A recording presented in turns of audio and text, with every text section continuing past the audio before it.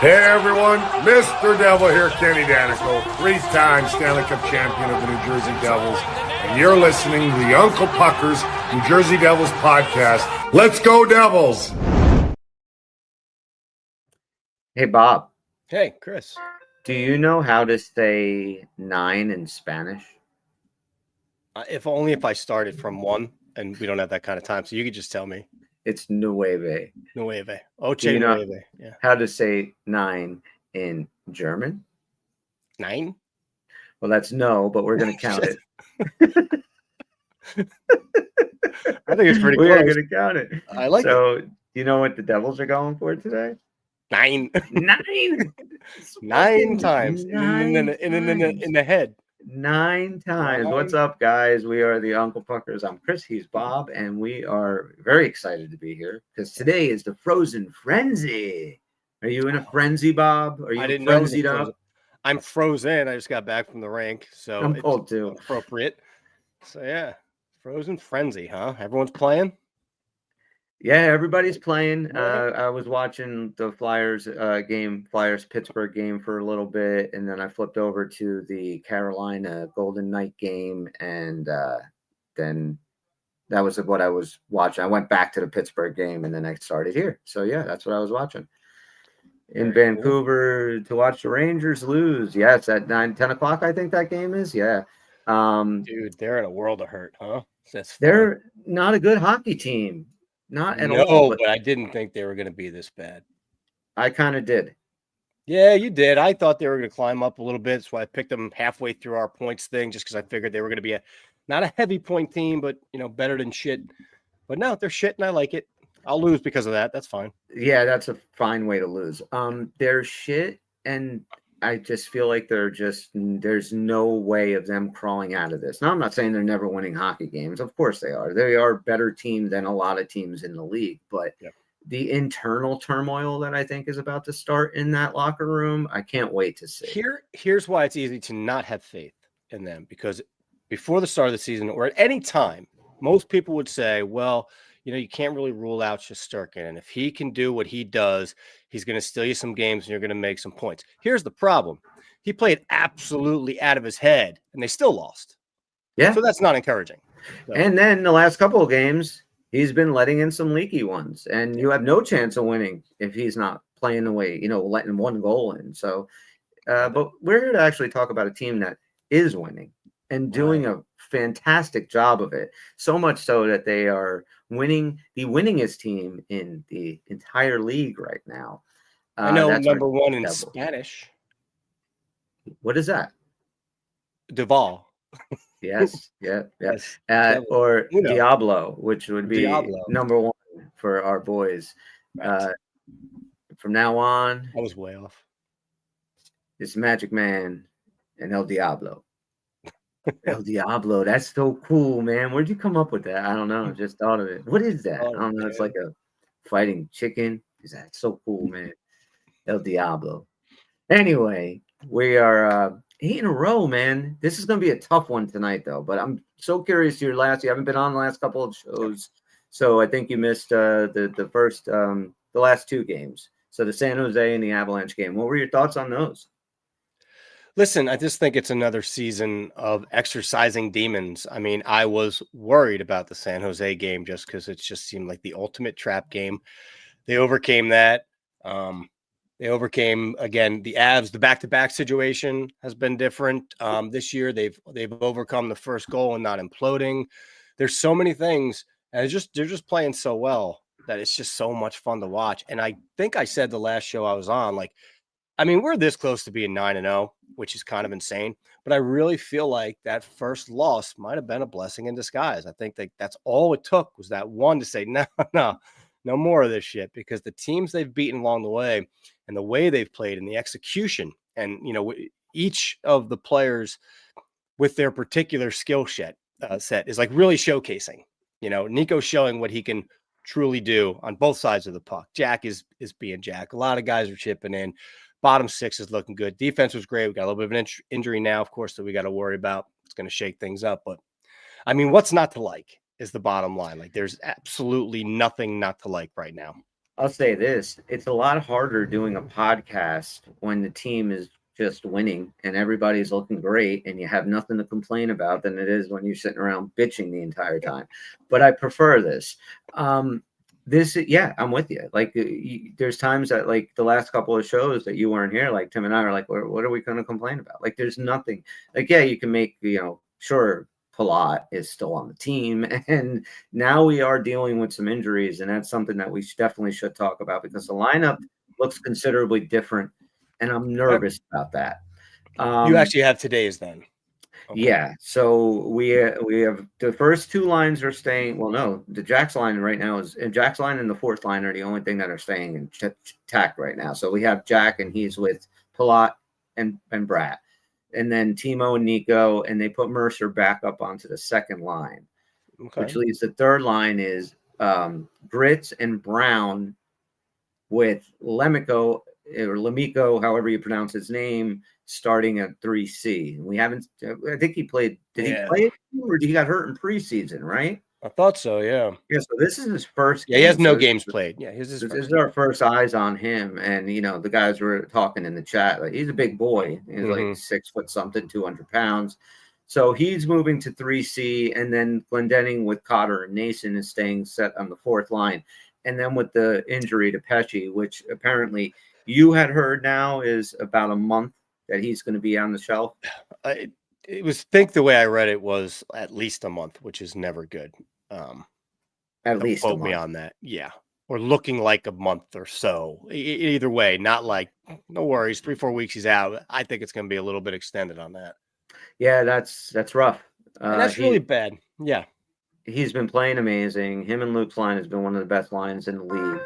And so now we are putting Hughes with Hamilton, Siegs, and Nemec.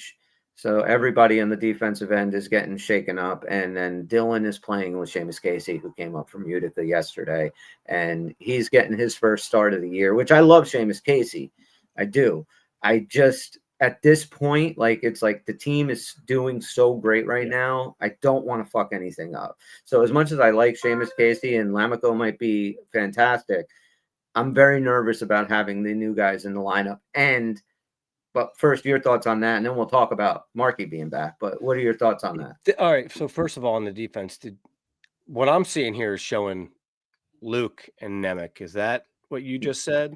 No, I have Hughes and Hamilton. Luke and So yeah, Luke and Hamilton. This is what Amanda Stein posted earlier today. So she's got Luke and Dougie as pairing number 1, Siegs and Nemec 2, Dylan Casey 3. Okay. Yeah, so it doesn't inspire as much confidence as it did before. That's for sure. Little concerned with Casey coming up and kind of playing in that role with Dylan, because I guess that's going to be like a sheltered minutes kind of situation, but can only shelter so much. Well, it'd be interesting to actually see how many minutes Casey gets tonight in general. Right. I mean, not just shelter minutes. How much are they going to put him on the ice? Depending on how the game goes and how his first few shifts go. I think that's going to depend. I mean, they beat him last time with 5 defensemen. I don't think Keith would have a problem with not giving Casey a ton of ice time if he wasn't playing well. But I'm nervous about it. Sure, I'm a little nervous about it just because the chemistry has been so well. And now, you're taking, if you're going to do Siegenthaler with Nemec, that's a different pairing for him. How much does Siegenthaler have to make up for what Nemec can or cannot do? And more so than that, like, I'm starting to look now about like the bottom 6 as a total now. And I could see some concerns coming in because they've been doing their job, but they're not a ton has come other than Brown on the offensive side. So now you got 2 guys centering and Glendening and Lamico that aren't really producing offensively, and that's fine. But if you really look down the 6, I mean, Grits, he's fine. He's got his 2 goals, and you can't expect too much more than him right now. He's pretty electric. Cotter's doing good. Paul Cotter has nothing.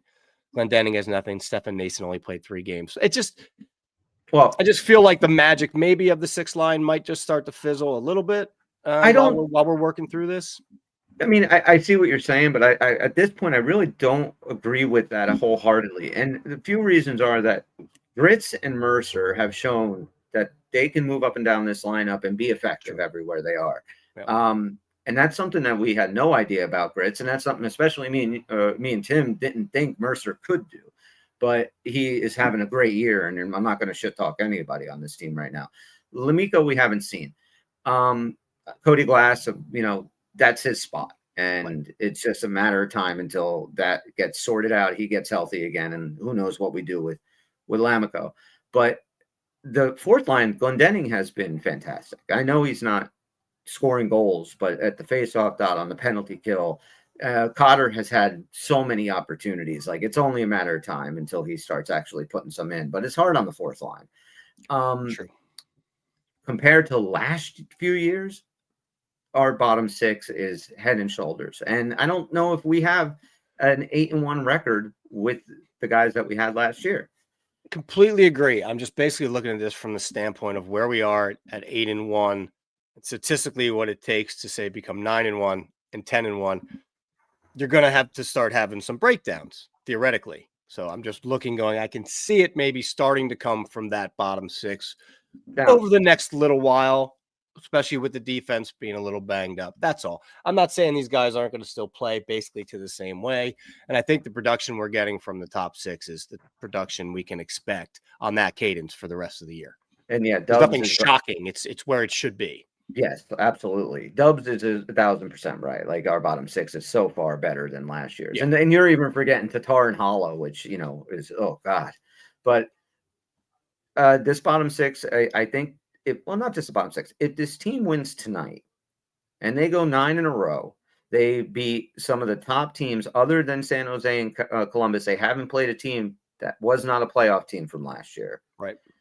If they win with the lineups getting kind of mixed up like this, and they're out of their comfort zone, at least that bottom six, and most definitely that blue line, they win this game. I mean, the depth of that we have all been saying that they don't have and that they need will be obvious, that it's there, and it doesn't matter as long as that top six kind of stays in check. Like, we can't be losing any of those dudes for long periods of time. But our defense and our, I guess, contributors, character guys, whatever, we do have them. And we, what a difference from last year to this year, and how much more comfortable and confident we are as a team, and not just the guys and how they're playing on the ice. I haven't been once this year where I'm like biting my nails, like it's only a matter of time until they fucking blow this. Like, I feel like, yeah, they got this. Now, they're not letting that goal in when they have the goalie pulled, the other goalie pulled, like giving up that 6-on-5. No, they're scoring the empty netter and putting, as Don likes to say, a dagger in it. But yeah, I love how these guys are playing. But another thing that makes me nervous, Jake Allen has been so fucking good, dude. Okay. Yeah, let's address that, right? And we talked a little bit on the last show. I said that Marky was probably going to get this start. I thought Tim thought that Marky should probably be eased into the San Jose game. Mm-hmm. Maybe give this one to Allen because he's playing so great. I agree with that aspect, but I thought Marky would get the start, and he is. I am nervous about that. Marky didn't look great in his few starts. Markstrom's the kind of goalie that has to get a ton of action. He's got to be playing a lot, and he's got to get tons of shots. And I mean, you go back to that San Jose game. I'm sorry, but if Markstrom is our goalie and he goes the entire second period without a shot, and his next shot in the third is that breakaway, it's probably going in. Jake Allen has just been steady Eddie back there, and this does make me nervous. And I feel fucking dirty for saying that about our starting goalie, the guy that we all wanted and went and got. So I'm curious where you're at with that. So I completely get that, because Allen is riding a wave right now. And Derek and I were talking about it offline. And I said, he said Allen should be our starter basically. And I said, well, I agree to the tune that Markstrom's got to earn it back. Like, I just think that's the way it should be. Now, we don't know that that's not still the case, because this is one game, because you do have to throw him in there. You have to get him going. You got to pick a game to get him going. I mean, is it better to pick a game like this? It's kind of like a must win in his mind. The team's riding high. I'm going to come back in here, show him I'm still the number one. He can't be the fucking reason they lose, right? Like, right. So you're kind of damned if you do and damned if you don't. But he is the de facto number one for what it's worth, or would and should be at some point again during the year. So you got to throw them to the Wolves, man. I mean, what are you going to warm up? I don't even know who we're playing next, but you going to look San for a Jose. warm-up game? Oh, we're playing San Jose again? Yeah. No. Like I said, so that's another problem. If you consider that like, oh, good, a warm-up game against San Jose, then it really becomes a trap game, and all bets are off. And does that fuck with his head? Down and go for it. Does that fuck with his head too? Like, yeah, we know you're healthy, but we're going to put you in against a team we feel is inferior.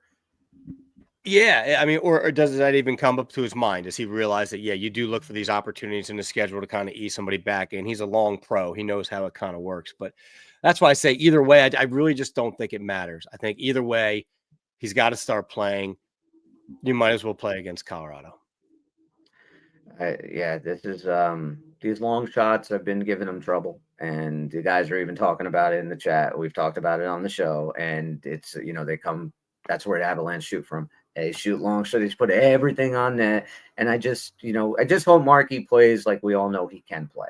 It's just if we had gone 6-2 and Allen, was okay, not great, I'd be super psyched. But it's only because of how well Allen's been playing. Like, he has been one of the best goalies in the league so far. Listen, yeah. Even though I said you gotta get him going at some point, I also had said just prior to that I do believe that when you're playing as good as Allen, you gotta earn it back. And so then, to me, normally I would say you haven't earned it back until you've had to go in. Right. So he doesn't have to go in today. He's healthy, and maybe he was healthy even a day ago or 2 days ago. So they're like, oh, we're just going to give you a little extra time. But I would go with the hot goalie, and right now Allen's the hot goalie. I personally, if I were the coach, I would have no reason to pull him out for Markstrom yet.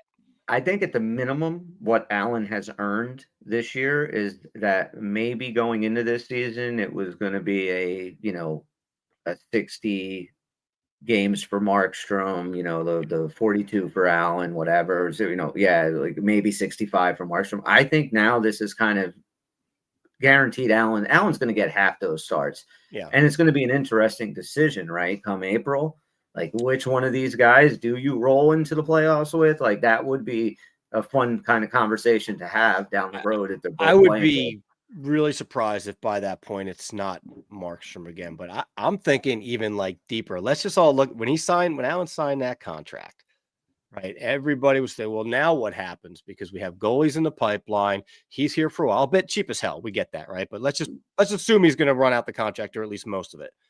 It was like, well, then, I guess now there's nothing left to do but extend Markstrom, and the other boys got to wait in line. Well, does that change as this year goes on? If Allen's still proving he's number one capable, is it like, you know what? Now we don't have to extend him. We've got the young guys coming up behind him. Well, that's the thing. I asked Tim this on the last show, and I'll ask you, like, are you comfortable if next year you are really rolling with Jake Allen and Nico Dawes? Does that make you comfortable? There is some talk that Yegorov is going to be done with college after this year, and he might attend camp next season. So now he throws a monkey wrench in. What do you do if this kid comes in and is just a phenom, which he probably isn't going to be? He's probably going to need some time down in the minors, but like, there is a pipeline, like you said. Like, we're all kind of expecting Yegorov to be what Gritsuk was this year, right? The guy that's going to step in and just be that guy. And everything that we needed, that long-term, young, great goalie that's going to help this team go to the next level. It's Yegorov. It's nobody else. So how much time do you sign Markstrom for? Yeah, that's the interesting question, because I would definitely be on the very short camp of that. Like, if they hadn't extended Allen the way they did, then I would have seen like a 1 to 2, maybe a third, just to kind of fluff and put him there with the full expectation you're not going to be the starting goalie in a couple of years. But now the way it's lined up, like, I don't know, because it just doesn't make sense. Because Yegorov is the type of goalie that you want to bring in and cross your fingers that he's going to be that dynamite rookie, but you want that secure safety goalie there. So you really want him to start as a number 2 and just see if he can kind of get hot and roll with it and take over the year, knowing you got somebody else back there. So I guess the real question is, if that's the case, all other things being equal, who would you rather be his goaltending partner for his first year, Markstrom or Allen? Jake Allen. At this point, it looks like it probably would be Jake Allen. Jake Allen is a better. I mean, Markstrom is not a backup. Like he's not. He doesn't have the backup mentality. He's a starter. He's been a starter the majority, if not all, of his career. Allen is a backup. Allen would be one of the best guys that you. And maybe that's why he is signed to that 5-year deal that we all sat there shaking our heads about. Maybe it's because he's going to be the guy I want when we bring Mike in or when we give the reins to Dawes. And For Husky sure. just wrote. I heard that too. That the talks between Markstrom and Fitzgerald, since Markstrom got hurt, they've been tabled. So maybe Fitzgerald's having second thoughts, but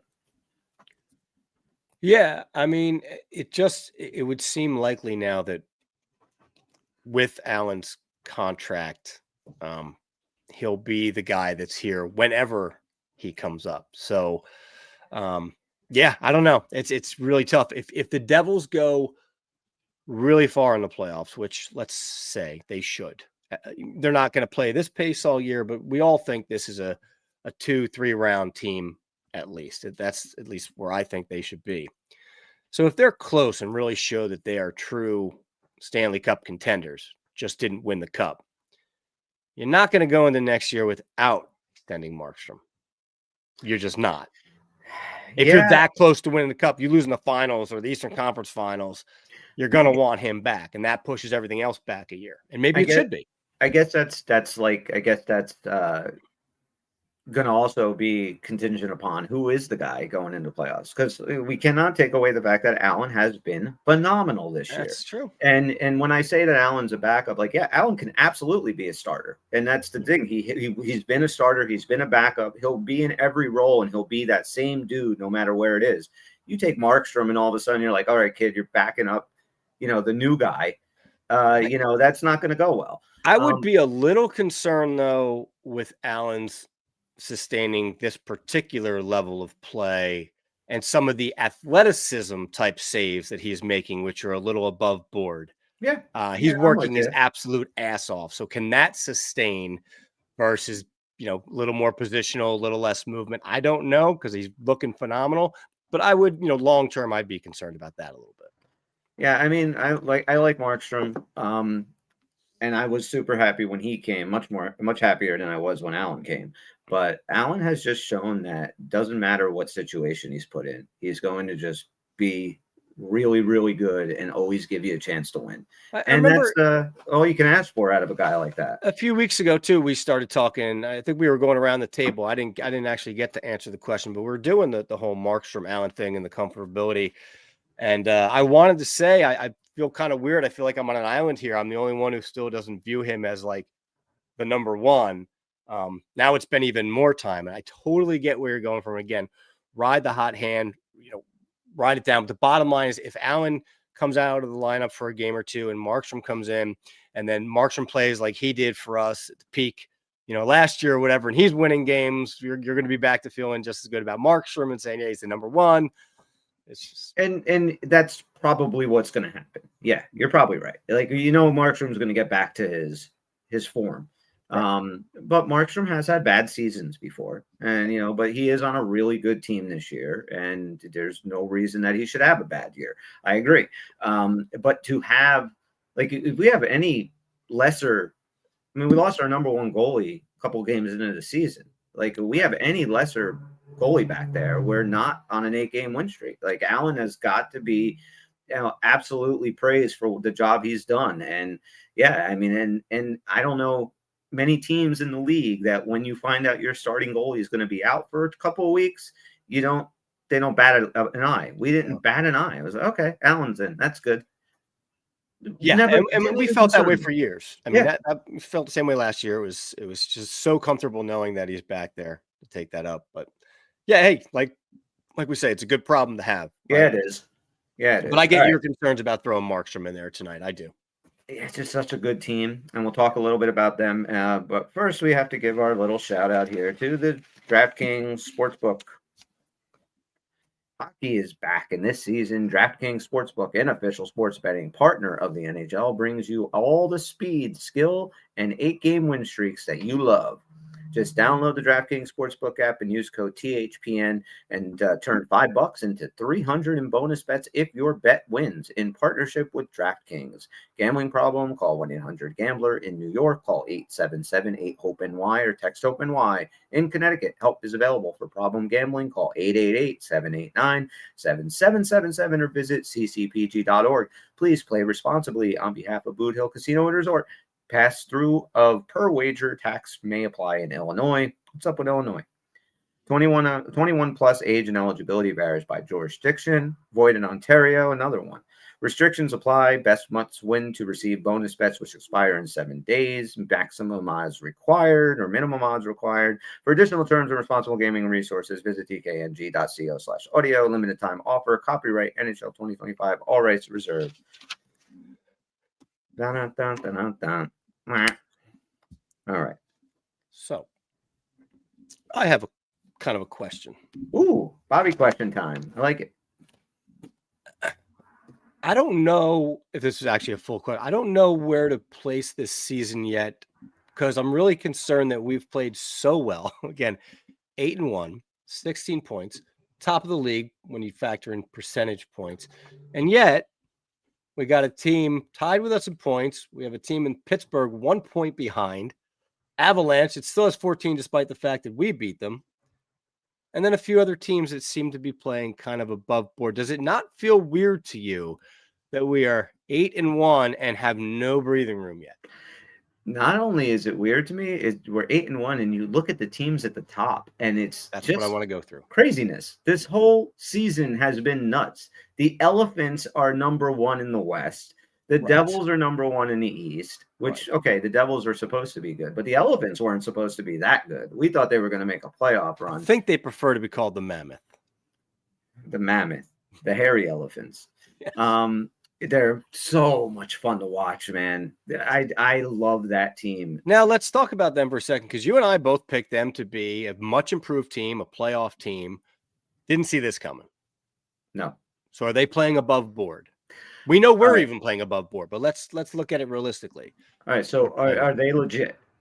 Are they legit? Yes, but are they also above board? Meaning, let's just look quickly at the top, let's say 15, right? Top 15. We'll this is just in the entire league? League. Okay. Yeah. So like we just said, Devils, Mammoth, Penguins, Avalanche 4th, Montreal 5th, Vegas 6th, Hurricanes 7th, Winnipeg 8th, Washington Capitals 9, Detroit Red Wings 10, Seattle Kraken 11, the Stars are 12th, the Senators are 13th, the Kings are 14th, the Blackhawks are 15th. So in that group, there are legitimate playoff teams, and there are certainly teams playing above board. I'll give you a couple examples that stick out to me. I thought they'd be improved. Didn't think Detroit would be sitting at 10th. Didn't think the Kraken would be sitting at 10th with 12 points either, or 11th. I guess they're tied.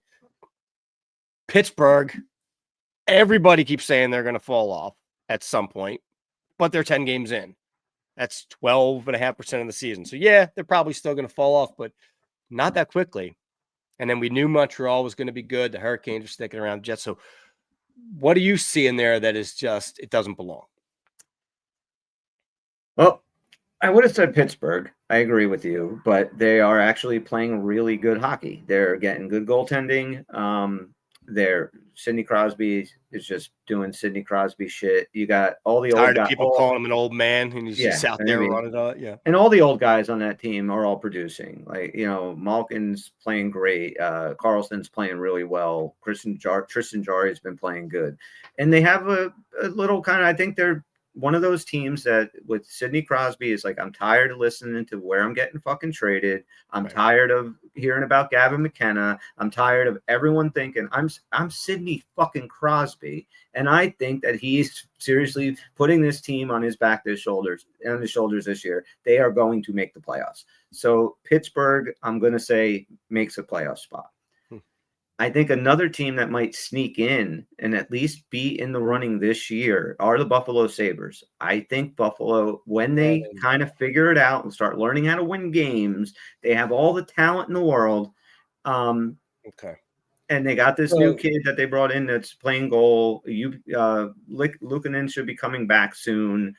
I see Buffalo being able to put a scare in a lot of teams this year. Yeah, I had them moving up. I think I left them just out, if I recall, because can't keep fooling me kind of thing. But Yeah. I mean, they are 4-4-1 and tied with the Flyers, 22nd, 23rd in the league. Again, we know it's early, but now I think teams that are going to fall off, I'm not so sure how I feel about Detroit. I know a lot of people are on them and they think that they're for real. I'm not 100% sure how I feel about them. So I wouldn't be shocked if they fall down a little bit. I will also think that Montreal is going to come back to the pack a little bit. Being on top of the Atlantic, it's not where they're ending up. I had them winning. I had them actually in second in the Atlantic. I do think that a team will jump up. I also think that there are the teams on the bottom that are proud, and Tampa Bay, Florida, these teams that aren't necessarily making a lot of noise right now, they're going to start making some noise. But at one team, and I said this on a couple of shows ago, I'll say it again, I think they're in the bottom and they're staying there, are the Toronto Maple Leafs. I do not think they are a good hockey team. Okay. So let's just start at the West real quick then, because currently, and again, I know how freaking early this is. Currently out of the playoffs, you have the Vancouver Canucks, the Edmonton Oilers, the Predators, the Ducks, the Wild, the Blues. There's a Blues team? Yeah, there's a Blues team. They're not very good. San Jose Sharks and the Calgary Flames. Most of that I can see. I still would say to you that Edmonton's obviously getting in, and Minnesota most likely is getting in. I don't think Minnesota's getting in. No? You're done with them? Yep, Okay. done with them. I don't think St. Louis is getting in this year either. I think there's 2 spots in the West I think are open. So now to your point about the East. So just out, the Panthers have to hold the last spot right now at 5-5. They're going to be there. Panthers are making the playoffs. So just out, you got the Islanders, the Flyers, the Sabres, the Maple Leafs, the Blue Jackets, the Lightning, the Rangers, and the Bruins in last place. So even the Lightning, now you're starting to go, they're 3-4-2. The Lightning 9 games in. And they're going to have to start really putting together some streaks. If they want to get back into this thing, it's getting late early in Tampa, and they're going to have to really start putting together some 5-6 game winning streaks, which they're capable of doing. I haven't watched a ton of them, so I don't know what's going on. Are they just not sinking? Is it? I don't know what. It's the same group of guys, the same head coach, the same goalie. There really shouldn't be this drastic of a change in their production. It's confusing. Year over year, I have them saying they're going to start to decline.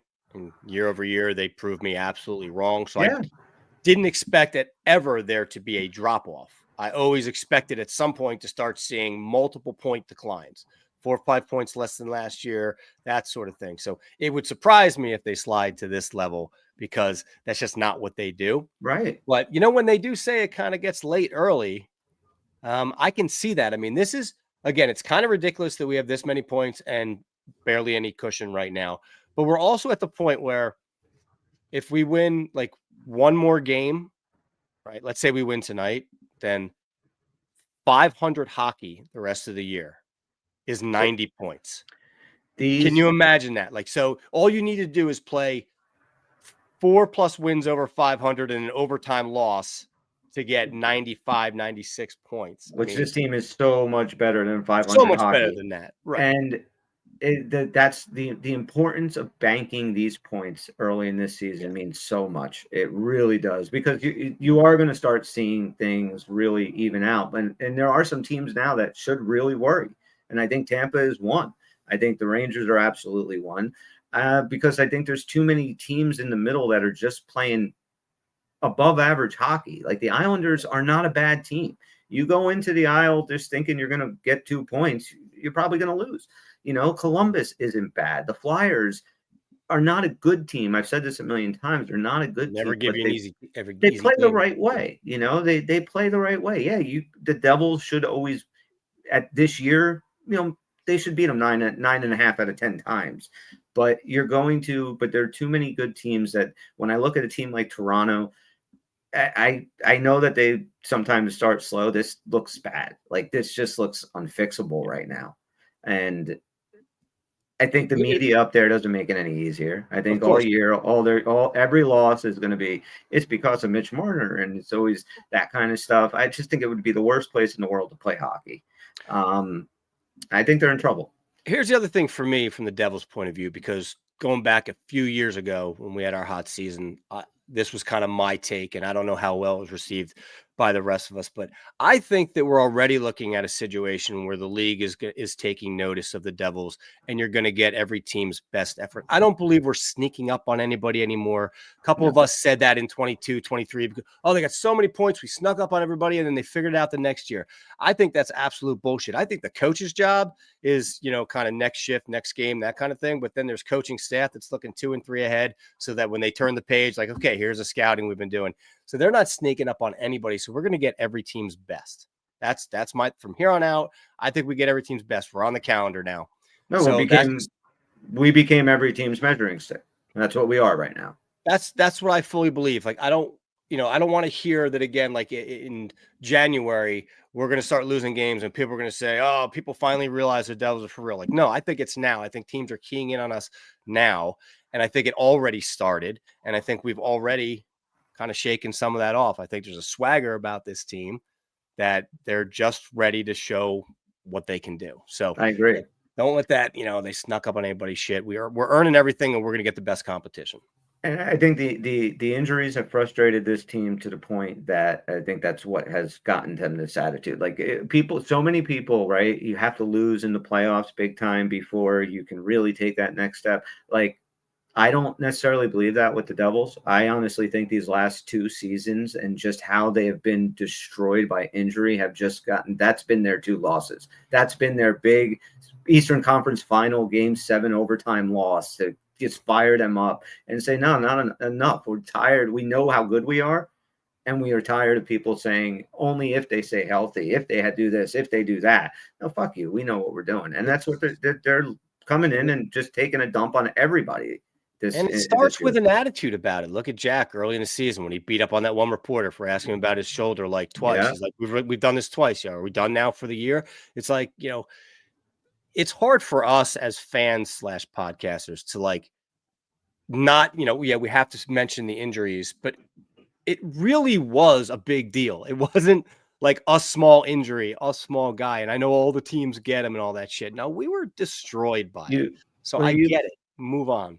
Look, I kind of put the Devils into that there's like that 4-year kind of category right now, right? Like the year that we went on that run, 112 points, beat the Rangers in the playoffs, and then we expected, and everybody expected, the next year to be the year that they really take that next step. Not really stopping and saying, but goaltending was a problem in the playoffs, and they're not doing anything about it. They just got rid of 2 steady defensemen that played pretty good in the playoffs for them, and letting 2 rookies come into play. Mm-hmm. And then you couple that with the injuries. You see how that year completely went off. Like, in hindsight, we should have knew that team was going to fall apart with just the inaction that was done. And then you go to last year, started off great. Right. Something happened during the Christmas break where they came back and they kind of forgot how to play hockey for a little while. And then the injuries piled up. And by the time you got to the playoffs, which was a fucking grind from the end of January, February, just to get into that spot. Thank God we played good early. To again, bank the points. And we get into the playoffs. And by game 3, right? No Luke, no Jack, no Cotter. I mean, was Cotter there? No, Cotter was in. No Dylan, no Sieg. No, Siegs came back, I think, that game. He was out for a while. Right? No Kovacevic. I know I'm missing a guy or two. Like, we were so depleted.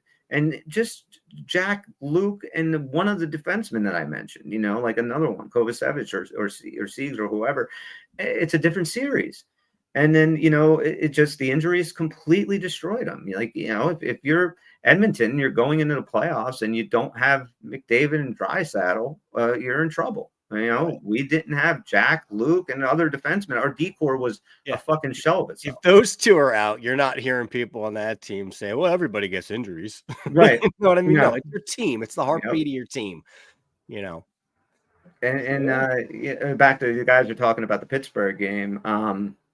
Yeah, there's guys now that are stepping up that like are having good years. Like Brazo's, playing career hockey. You got, I think, Manta, right? He's over there playing really good hockey. So I like what they're doing over there, and I love to watch Sidney Crosby play hockey, and he's better in the playoffs, and I'd love to beat him in the playoffs.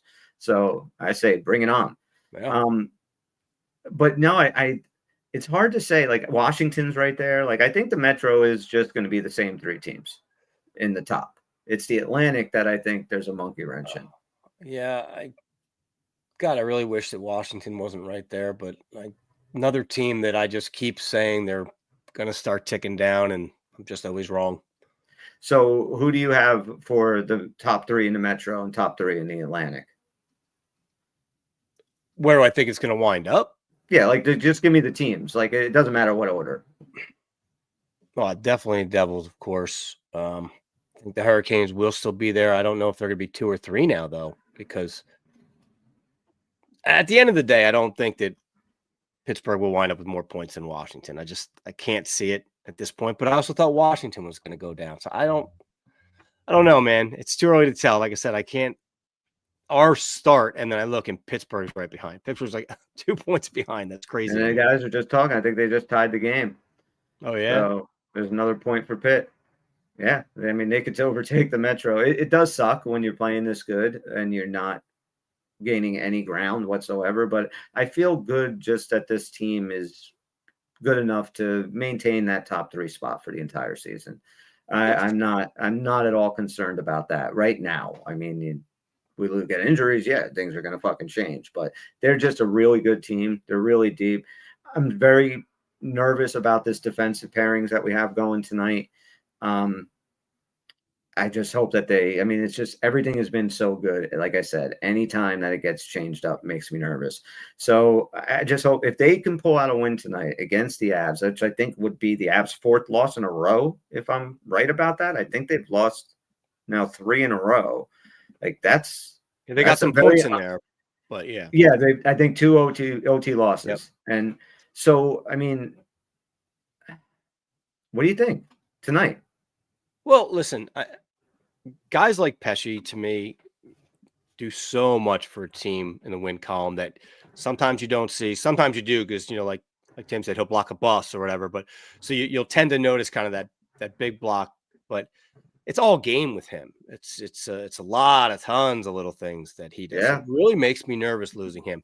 I have confidence in some of the other kind of defensive play that we're doing, pick the guy up kind of deal. But that is a big trickle down. This does change our lineup. I mean, James Casey in there it's not the same 6 as we had before. So I'm definitely a little concerned. I'm also just, straight up numbers, they tend to kind of even out over time. And if any of us talked a few days ago, a few games ago, and knew how we were going into the Colorado series, I think it'd be very reasonable to say, hey, great team, true cup contender, tough competition, back-to-back. A split is very reasonable. You know what I mean? So it's not even that we would play bad. It's just it's reasonable to assume that you may split with these guys. I'd say fuck that right now. Like I think we just go for the jugular and knock them out because it would be great. But yeah, I mean, let's face it. They are a good Avalanche team that is, if they have lost the 4 in a row, statistically, they're probably not going to lose 5 in a row, at least not that often. And it really doesn't matter who the competition is. Sometimes you're just going to, you're just going to lose to teams. I hate to say it, but I honestly do think that it ends at 8, and I think we start a new one against San Jose. There's nothing wrong with it. There's nothing wrong with it. If we wind up, at 9-2 or 8-2, and then against, like I said, the Avalanche on the back-to-back. I know it's not literal back-to-back, but yeah, I mean the team, they've won all their home games so far. Like you go out to Colorado after winning 8 in a row and lose maybe a 3-2 game, or something, they score late on you or something. It's not, and that's fine. What would be alarming is if they all of a sudden played like last March or something. You'd be like, what the hell's going on? And I don't think they're going to do that. Like if they played the way they played in game 1. Yeah, basically. Yeah. I agree. I don't think they'll allow that to happen. This team, just like you said it before, they feel different. It seemed different. I think there really is a true next man up mentality, a belief in the guy that's sitting next to you and wanting to go out and play hard for that guy. I think shame. Like I said, Markstrom and Casey, they sure as hell do not want to be the reason this team loses tonight. It's got to be, especially for a guy like Casey, it's got to be a little nerve-wracking, right? You're going on to a team. It's not like you're being called up to help because, this fledgling team just lost a defenseman. You're getting called up and being put up against a really good team on the best team in the league. That's a lot. So Casey nets 2 and Markstrom stops like 55 shots. It's a 55 shutout. It's 55 save shutout for Markstrom. Casey nets 2, and we show that, wow, we really can do whatever the hell we want to whoever we want. Right. I'm fine with that. Yeah, that would be great. Yeah, listen, it's still almost a coin toss. Yeah. I know we've got a couple of injuries and all that, but still, if you any other game head to head against the Avs, I'd call it a coin toss. So I agree. I'm just saying it's the numbers that seem to say, 9 in a row, 8 in a row, whatever. It's still extremely impressive. We did it. We're where we're at. We're whenever a streak stops, they're probably going to start another one. We're not going to be doing a lot of these win 2, fall back 3. It's going to be the opposite. No. It's going to be win 3, 4, fall back 1, 2. So I think we're going to be all right. But I will say this at the same time, I would not be shocked if they dominated this game. If they just went in and locked them down and scored 3 and let in 1, I would not be shocked. And if they just play a fantastic, well-played road game where they just frustrate the Avs and they get a dirty, boring win. The same guys who have been driving this team will just simply go in there with the mentality of, I got to drive this team even harder or we're going to lose this game. And then, they could will their way to a win. There's no doubt about it. Yeah, this is going to be fun. It's going to be fun. I have one problem. Oh, boy. And I need your help with. I'm not putting topical solution there again. Last time it spread on my face. I know. It's terrible. So I think I'm probably alone in this because LaGreca's growing on me like most of the fan base is my general idea. I've heard Tony reference this as a positive. I find the stick a pitchfork in it completely douchey, unnecessary. It feels fake. It feels forced. And quite frankly, it's too easy. Yeah, we know they're the Devils and they got a pitchfork. I'm kind of surprised nobody else has done it for 40 years. I don't like it like at all when I hear it. I don't know how you feel, but it is cringy. What do you got? I don't hate it like you do, which surprises me because I hate everything, and right. I don't hate that. But you're right. I thought about that too. Like I don't even know if I noticed it the first few times when he said it. Like it was just a lot throwaway. I also when I'm watching games, 90% of the time I completely zone the announcers out. So I don't know what they're saying. I'm not paying any attention to them. So I might have just not caught it. But even like I thought, like, how did nobody come up with that before? That's the obvious one. I'll tell you why. Because when it comes out, it feels forced. It doesn't sound natural. I get it. I get how it fits into the whole nomenclature of the Devils. It just doesn't seem to fit. I see we got comments here that we say, you say you suck after goals. Let him have his thing. I get it. No, he can have his thing. He can do it. I mean, if Sterling or whatever, that Yankee guy could have a career out of it, whatever, anybody can. I just personally think it's cringy, and everyone else I talk to is, oh, that's pretty cool. That stick a pitchfork in it thing. And the Devil fan base loves it. They love it. They were doing temporary tattoos at the one game, and I think it was Rachel was putting them on kids, or somebody was, and she was talking to somebody doing. They said the put a pitchfork in it was the biggest seller that they made. Like everybody loves that catchphrase. Except does Rachel endorse it? Stick a pitchfork in it. Does she endorse it? It might be a good phrase. Yeah, I'm kind of with Mike DiCario here. Don's been a good luck charm with the streak going, so he can say whatever he wants as long as we keep winning. I get it. It's douchey. I love so much more now that you hate it. Like I love that. Yes, I love would that never normally hate something like this, and I even like the "you suck" chant. Like I don't do it. I also don't begrudge the fans for doing it. I'm like, they've been doing it forever. They like it. Everyone's here having fun. I don't care. So yeah, I'm not usually the guy that would voice an opinion on something like this, but maybe because I heard it so many times, which is a great thing.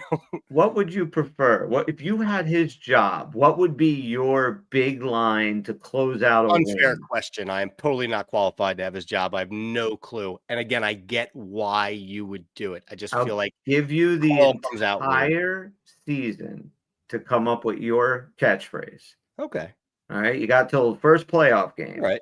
I'm gonna I forget about this, but guarantee it'll be hopefully just as somebody else bad. won't. No, I'm sure somebody will get me because, like I said, I'm probably alone here. I haven't met a person that doesn't like it. I'd like it better if like afterwards, it's like if the Devils win, Carolina's going home to fuck their mother. Like that would be cool, right? I suppose that would bring a whole new level. The ratings would go through the roof. That's mine. That's the one I would do. If cursing was all it took, we'd be doing much better. So That's true. All right, let's wrap it up. We got a half hour till puck drop. You're gonna give a prediction, a goal on this one. What do you got, Bob? I will keep it going, but I'm going to say it's going to be a struggle in our first kind of nail biter. So I'm going to take 5-4 regulation, but 5-4. 5-4 Devil win. 5-4 Devil win because we are going to get one of those long range Marky goals that are going to go in, but then we're also going to get a few where he stands on his head. A typical Marky win. So yeah, Give me your first goal. Seamus Casey. All right, I like it. Screw All it. right, I am going to be slightly more pessimistic. I think we're going to get the exact same score we got Sunday at the exact opposite result. I think Colorado wins this one in overtime, 4-3. Devils get a point. They go 9 games without losing in regulation. So there's sort of a streak, and they can start it again against San Jose. I just think that more so, I'm more worried about Colorado not winning in regulation in the last 4 games and them just losing to us. I'm more concerned about them than I am about us. I'm confident we'll play a good game. I just think they might play a little bit better. First goal, hot hand, Jack Hughes. Why not? Why not? Can't go wrong. All right, let me wrap this thing up, guys. Thanks so much for hanging with us. This was a fun one tonight. Tim and Tony will be back this week. I'm not sure when we'll do our next show, but we'll let you guys know. And if you're watching on the YouTube channel, please hit the subscribe, the like, the alert bell, all that other fun stuff. And if you're listening to us on a podcast, a like, a 5-star review, positive comment does help the little podcast that could. We're the Uncle Puckers. I'm Chris. He's Bob. And we'll see you when we see you. Let's go Devils. Stick a pitchfork in it.